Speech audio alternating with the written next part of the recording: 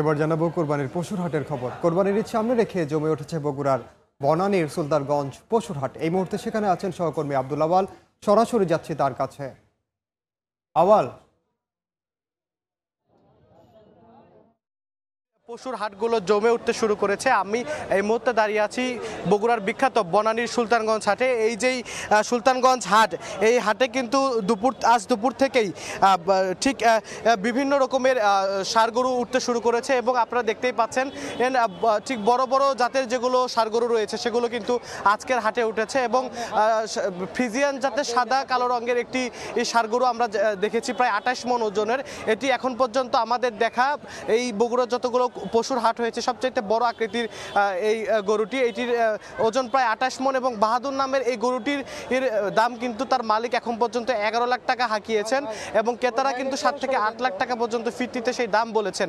এবং শুধু বাহাদুর নয়, অন্যান্য যেই এই পশুর হাটগুলো রয়েছে সেগুলো কিন্তু অন্যান্য যে পশুগুলো আজকের এই সুলতানগঞ্জ হাটে উঠেছে সেগুলোও কিন্তু আসলে দাম কিন্তু মোটামুটি প্রায় 1 লাখের উপরে এবং মাঝারি আকৃতির যে সমস্ত কুরবানির পশুগুলো আজকে গরুগুলো উঠেছে সেগুলোর দাম কিন্তু ক্রেতারা হাঁকছেন 70 থেকে 1 লাখ টাকা পর্যন্ত এবং ছোট আকৃতির যে সমস্ত কুরবানির গরুগুলো রয়েছে সেগুলোর দাম কিন্তু মোটামুটি 55,000 থেকে 70,000 টাকার মধ্যে। তবে আমরা এই যে সুলতানগঞ্জ হাট, এই হাটটিতে অন্যান্য বিগত হাটেরগুলোর চাইতে আজকে কিন্তু বড় আকৃতির যে গরুগুলো রয়েছে বিশেষ করে ষাঁড় গরু সেগুলোর আর যোগান কিন্তু আমরা বেশি দেখেছি এবং আমরা ক্রেতাদের সঙ্গেও কথা বলেছি। তারা আমাদেরকে যেমনটি জানিয়েছেন যত দিন গড়াবে কুরবানি ঈদ সামনে আসবে তাদের যেই প্রান্তিক পর্যায়ে খামারগুলো রয়েছে সেই খামারিরা কিন্তু তাদের কুরবানির পশুগুলো হাটে নিয়ে আসতে শুরু করবেন এবং বিক্রির চেষ্টা করবেন।